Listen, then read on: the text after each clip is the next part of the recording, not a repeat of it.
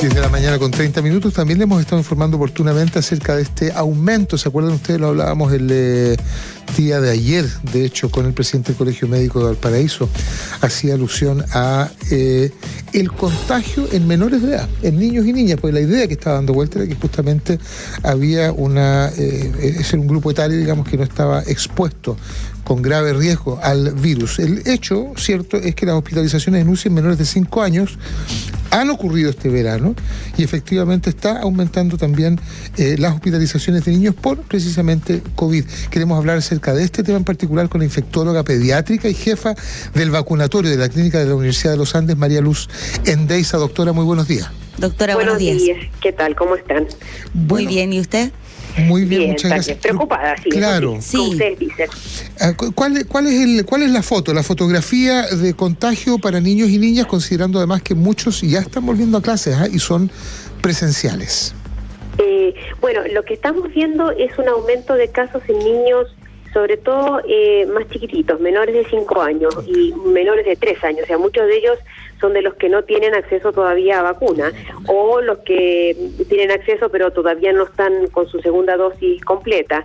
Y son niños, la mayoría están haciendo formas leves, ¿no es cierto?, como conocemos, pero lamentablemente al haber tanta circulación viral, hay muchos casos, y entonces aumenta la posibilidad de ese grupo muy pequeño de que hagan esta complicación tan temida que es el PIMS, este síndrome inflamatorio multisistémico que ocurre post-infección, como 4 o 6 semanas post-infección. Y eso estamos viendo ahora porque son todos estos niños que se han ido contagiando diciembre, enero, y que están ahora manifestándose con esta forma que es grave y que los lleva a la UCI unos días. ¿Cuáles serían los síntomas del PIMS para los papás que tienen niños que se han contagiado con COVID? ¿Estar alerta?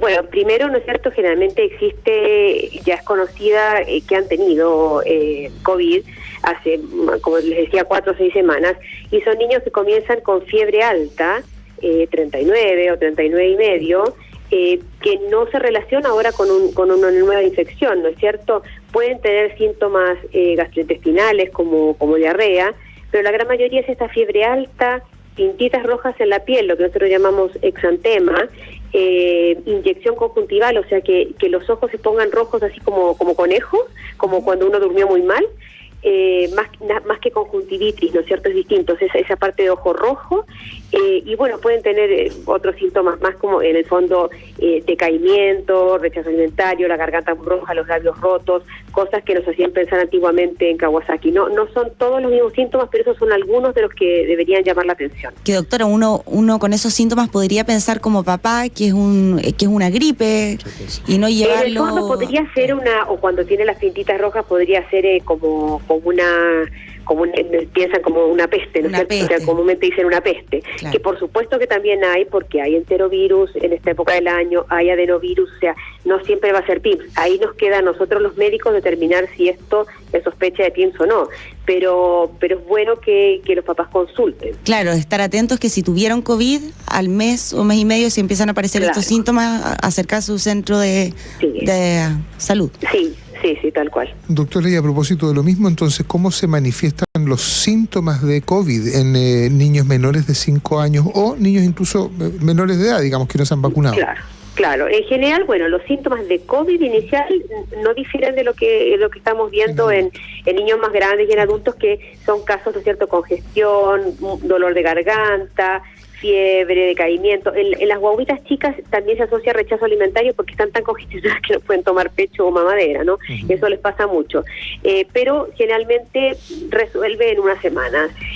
No hay tantos casos. Los niños que estamos viendo que hacen neumonía grave son los que ya tenían algún problema de base, niños con cardiopatía, con problemas pulmonares crónicos. Eso sí, probablemente requieren hospitalización. Pero la gran mayoría hacen el mismo resfrío con fiebre y mucha congestión que están haciendo los más adultos. Por lo tanto, uno podría decir que esta es una enfermedad grave de adultos más que una enfermedad grave de niños. En general sí, en general sí. El problema es este síndrome PIMS, que la verdad, o sea, yo llevo más de 20 años de profesión, 25 más o menos, y de infectóloga como 20, y nosotros esta enfermedad de Kawasaki, que era como lo más parecido, ¿no es cierto?, al PIMS actual, uno veía 2 al año, porque eran centros de derivación en hospitales, ¿no es cierto? Y porque uno es infectólogo, pero en el fondo yo ya he visto todos los que voy a ver el resto de mi vida en unos pocos meses, o sea, esto se ha incrementado mucho más, y cuanto más virus circule, más niños se infecten, más posibilidades de que a alguno le toque esto. Doctora, ¿a qué se debe que el 27% de todas las hospitalizaciones UCI en menores de 5 años han ocurrido precisamente este verano y no se dio en el invierno, por ejemplo? Bueno, mira, una cosa que también pasa, el virus va buscando susceptibles. Entonces, inicialmente había muchos más susceptibles adultos que tenían más tendencia, ¿no es cierto?, sobre todo el hipertenso. Entonces, el virus fue atacando distintos grupos y fueron cayendo primero los más susceptibles. Como esta gente ya está vacunada, esta gran parte de la población está vacunada, ya tienen dosis de refuerzo, algunos ya tuvieron COVID también. Entonces, todo eso hace que el virus ya no vuelve con ellos, entonces busca otras poblaciones susceptibles. Entonces, va buscando a los no vacunados, a los parcialmente vacunados. También el primer año, acuérdate que no fue tema en las embarazadas, pero en el segundo año de pandemia sí las embarazadas pasaron a ser un grupo de riesgo. Sí, que no se podían vacunar. Claro, al principio no, y después se vio que sí, y se adelantó, o se aceleró lo más posible el ver si eran las vacunas seguras en ellas, porque sí estaban empezando ese grupo de riesgo. Bueno, entonces aquí pasa un poco lo mismo. En el fondo ya los adolescentes están todos vacunados, incluso a esta altura la gran mayoría tienen su dosis de refuerzo, los niños se siguen vacunando. Entonces, claro, el virus va buscando susceptibles, que son los que no tienen vacuna. Claro. Desde un punto de vista sanitario, doctora, pregunta un auditor o auditora por temas sanitarios, y lo pone con mayúsculas, vale decir, no la socialización, no la necesidad de aprendizaje, no, sanitario. ¿Es recomendable a su juicio la entrada de clases de los niños? Sí, yo creo que sí, independiente de eso, porque en el fondo los casos que estamos viendo ahora, eso lo tienen que tener claro los auditores, los casos que estamos viendo, los contagios son mayoritariamente de tipo social. Los niños o los adultos no se contagian en su trabajo, o los niños, cuando vimos el año pasado, cuando volvieron muchos a la presencialidad, no se contagiaban dentro de la sala de clase. La gran mayoría de los casos eran después, cuando volvían y se juntaban con sus compañeritos a tomar el té o a estudiar. Así que en el fondo el riesgo no está ahí. Hay que recordar que el virus no está en los lugares, está en las personas. Entonces, si nosotros mantenemos que los niños usen mascarilla, que se sigan en el fondo respetando esas condiciones, no van a aumentar los casos en los colegios. Pero sí hay que tener en cuenta eso, la sociabilización de los niños y de nosotros también. Perfecto. Le agradecemos por estar hoy con nosotros, doctora. No, gracias a ustedes por Gracias, doctora. Consultarme. Nos quedó dando vuelta esa idea de tomar tecito y juntarse con los amigos. María Luz Endeiza, infectóloga pediatra y jefa del vacunatorio de la Clínica Universidad de Los Santos. Un abrazo. Adiós, que esté muy bien. Muchas gracias por todo. A usted, que le vaya bien.